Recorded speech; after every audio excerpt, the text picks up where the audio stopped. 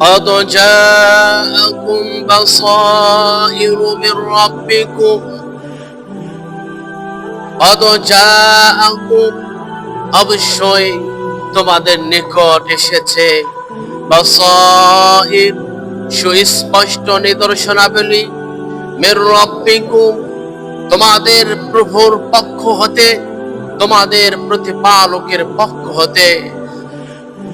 ফামান আবসারা অতএব যে তা উপলব্ধি করবে, তাহলে নফসিহি সে নিজেরই উপকার করবে। ওয়ামান আমিয়া এবং যে অন্ধ থাকবে, ফাআলাইহা সে নিজেরই ক্ষতি করবে।